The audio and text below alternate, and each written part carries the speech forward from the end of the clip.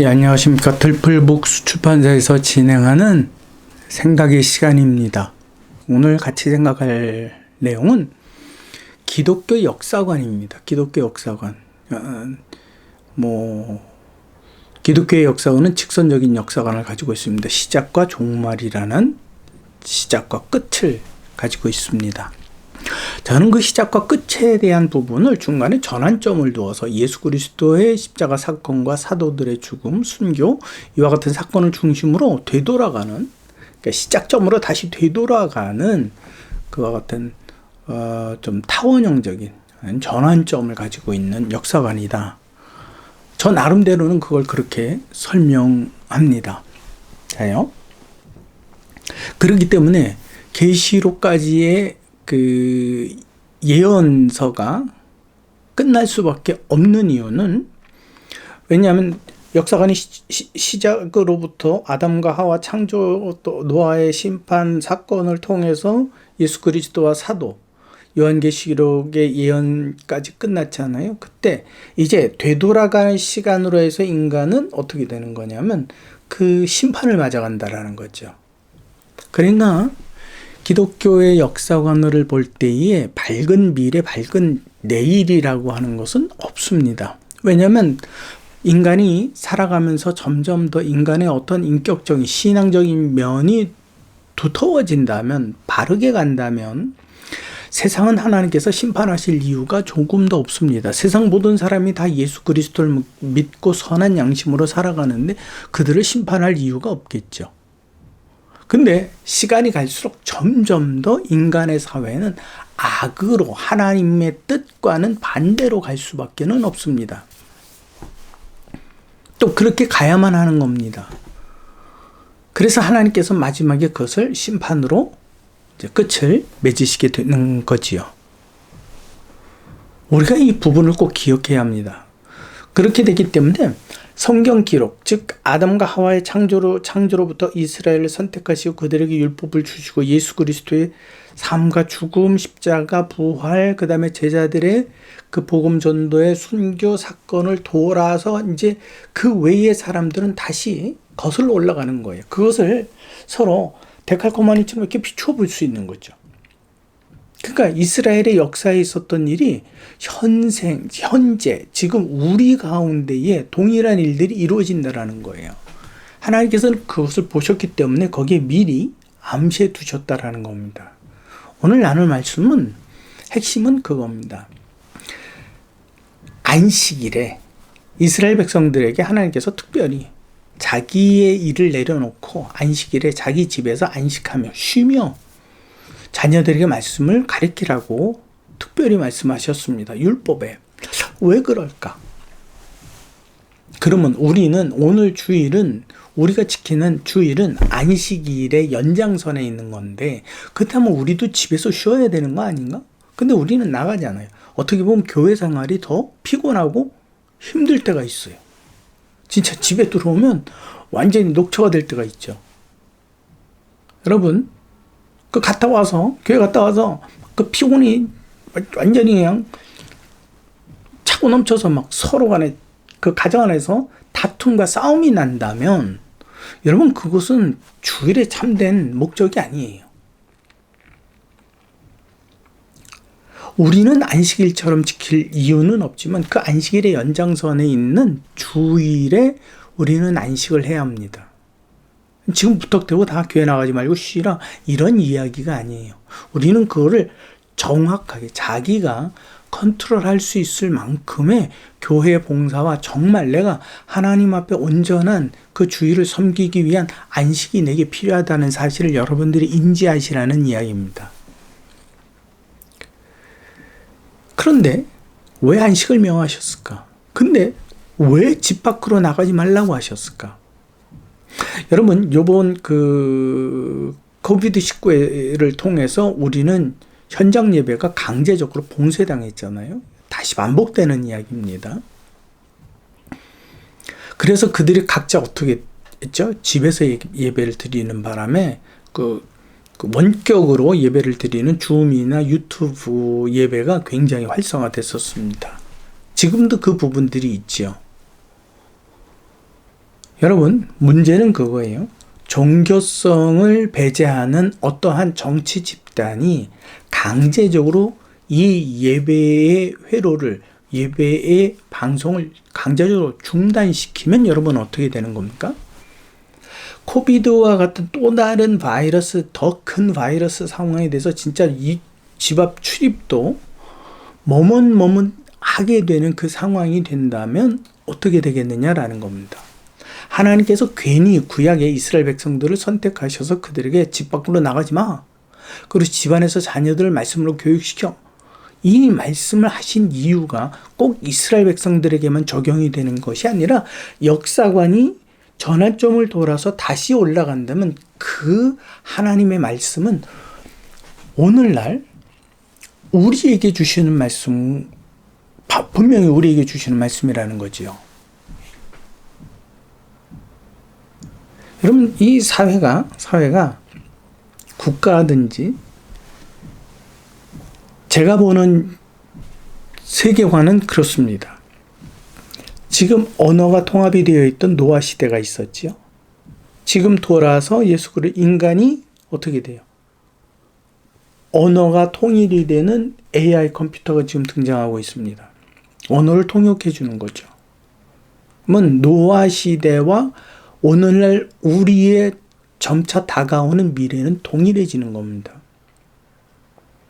그 동일해지는 순간에 하나님께서 그들은 무엇을 할까요?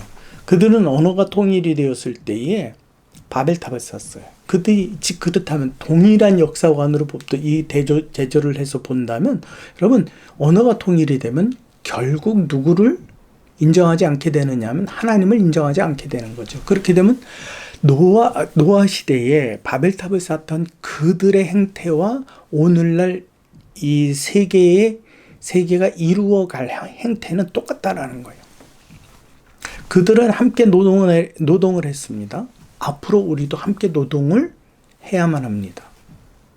그런 시대가 오게 되어 있습니다. 그러한 정치 집단이 지배를 하게 된다면요, 예배드림이라는 그 자체가 우리는 가정 안에서 가족을 지키는 예배로, 말씀을 전수해주는 예배로 바뀌어갈 겁니다. 그렇기 때문에 여러분들은 내가 가지고 있는 종이 성경 있잖아요, 책. 그것을 여러분들이 읽고 보관할 필요가 있습니다. 왜냐하면 앞으로 시대에는 그것마저도 아주 구하기 힘든 책이 될 것이기 때문에 그렇습니다. 지금 인구 감소가 일어납니다. 그 인구 감소를 어떻게 할 수가 없습니다. 몇몇 나라, 그 국가들에게 있어서는 인구 증가가 일어나고 있지만 대부분 많은 나라가 지금 인구 감소에 대한 대책을 내놓지 못하고 있습니다. 그렇기 때문에 어떻게 하죠? 외국인들에 대한 그 입국을 허락해 주는 거죠. 그래서 뭐가 생겨나요? 다문화 가정이 생겨납니다. 여러분, 바로 이와 같은 상황, 모든 세계가 혈통적으로나 언어적으로, 즉 AI 컴퓨터로 통역이 되어지는 이 언어적으로 하나가 되어져 가는 세상이라고 한다면 통치기관은 여러 국가이지만 방향성은 똑같을 수밖에 없습니다. 저는 그것이 즉 자유민주주의는 아니라고 봐요. 왜냐하면 이 지구가 가지고 있는 자원의 절대 부족의 상태들이 오게 되면 그들은 함께 힘을 합해야 할 수밖에 없다라는 사실이죠. 그러니까 단일 정부가 아니지만 단일 정부처럼 보이는 하나의 그 방식, 정치 방식, 국민을 통치하고 통제하는 방식들이 똑같아질 수밖에 없다라는 겁니다. 그와 같은 지배체제, 그와 같은 또 환경적, 코비드보다 더 큰 어떤 바이러스, 이러한 상태가 되게 된다면 그리스찬들은 어떻게 돼요? 이제는 자기 집에 머무르는 때가 와요. 지금 우리가 봐야 되는 기독교의 미래가 밝고 행복하고 풍부한, 그래서 더 많은 것을 누릴 수 있는 그러한 사회가 아니다라고 하는, 그것을 여러분들이 가지고 지금 열심히 성경 말씀을 공부해야 합니다. 내 귀에 알아먹는, 내가 생각했을 때 존경하는 이러한 말씀들을 찾으러 댕길 것이 아니라 성경 본문에 여러분들이 매진할 때라는 거예요. 그 말씀을 읽고 외우고 반복해서 자녀들에게 가르치고,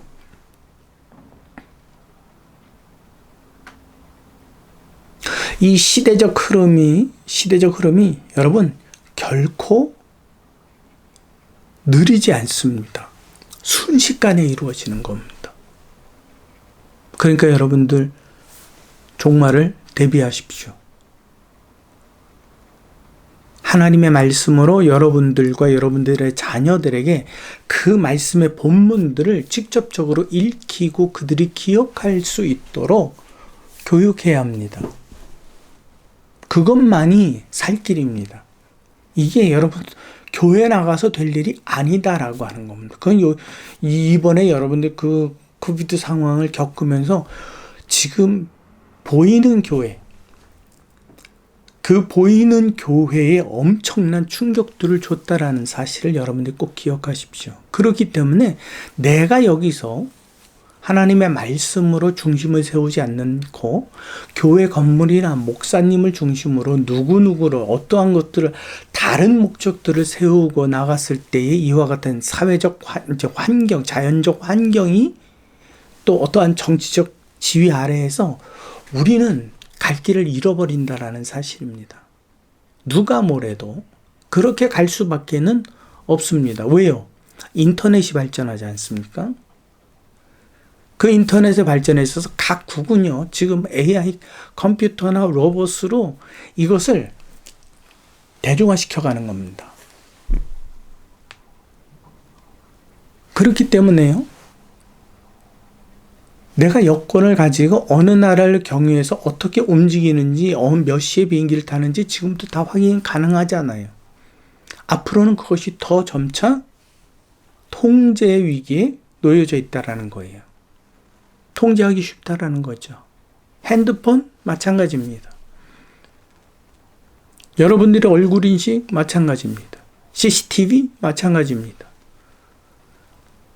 노트북 마찬가지입니다. 태블릿 PC 마찬가지입니다.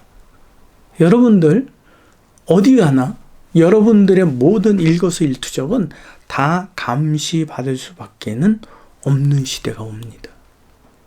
거기다가 중요한 게 뭐가 있어요? 점점 인구가 줄어가고 있습니다. 환경은 점점 나빠지고 있습니다. 여러분, 자연이 자연적으로 회복하고 있다라는 말에 여러분들은 속을 수 있어요. 그거는 충분히 있을 수 있는 일이에요. 그렇기 때문에 기독교인이 내다보는 미래가 밝고 화창하다? 아니에요. 그만큼 인간은 하나님을 의존하지 않는 시대가 오고 하나님을 필요로 하지 않는 시대가 온다라는 거예요. 자연적으로 얼마든지 자연 환경이 더 좋아질 수 있고요. 지금 지구의 온도가 높아지고 있다고 얘기해요. 그럼 빙하가 녹고 있잖아요. 근데 이게 자연적으로 다시 우리가 원래 살던 지구의 환경으로 돌아갈 수 있다고 쳐요. 문제는 그거예요. 이 인터넷과 AI 컴퓨터와 로봇이 발전함으로 인하여서 결국은 모든 인간의 심리 안에서 이와 같은 전자매체를 의존하게 된다라는 거예요. 그러면 누가 필요 없어지는 거예요? 자연이. 그렇죠? 하나님께 물을 이유가 없는 거예요. 내가 AI 컴퓨터에다가 물으면 되니까. 내가 전 세계 어디를 가든지 마찬가지예요. 그 나라 언어, 내가 들을 수 있는 모든 언어로 전부 통역이 돼서 나와요. 무섭지 않습니까? 그렇기 때문에 여러분, 크리스찬들은 예수님께서 그 나뭇잎의 변함과 열매를 맺는 것을 보고 그 계절이 가까웠음을 너희는 알라고 말씀하셨잖아요. 그러니까 우리는 이 세대를 보면서 우리는 그것을 예언적으로 바라볼 수 있어야 돼요. 근데 하나님이 예언해 주셨나요? 예, 맞습니다. 그것이 바로 구약과 신약의 역사입니다. 우리는 그것을 보면서 준비할 수 있어야 합니다. 여러분, 제가 이 내용을요, 여러 차례 넣었는데 다시 한 번 넣습니다. 여러분, 말씀, 성경 본문으로 일어나십시오. 그 부흥이 일어나야 됩니다. 성경 본문을 통해서 여러분들이 씨름을 해야 되고, 읽어야 되고, 외워야 되고, 그 말씀으로 기도해야 되고, 그 말씀으로 응답받아야 합니다. 예언으로 뚜뚜루비야 이래가면서 예언 받을 일이 아니라는 거예요. 여러분들의 진정한 분별은요, 어떤 목사나 어떠한 사역자가 해주는 게 아니라 여러분 말씀을 통해서 여러분들 안에 있는 성령과 더불어 확인이 되어져 가는 것이 그것이 예언입니다. 여러분들 안에 교회와 주의를 섬기는 바른 의미와 목적성, 그리고 하나님의 뜻에 부합하는 그분의 뜻대로 행하는, 아버지의 뜻대로 행하는 자가 천국에 간다 그러잖아요. 능력을 행해도 못 가요. 귀신을 쫓아내는 능력이 있어도, 사람의 병을 고치는 능력이 있어도 그 능력으로 못 가요. 아버지의 뜻대로 행하는 자예요. 그래서 하나님의 뜻대로 여러분들의 삶이 현재와 미래와 또 여러분들의 자녀들에게 이어지기를 진심으로 소망합니다.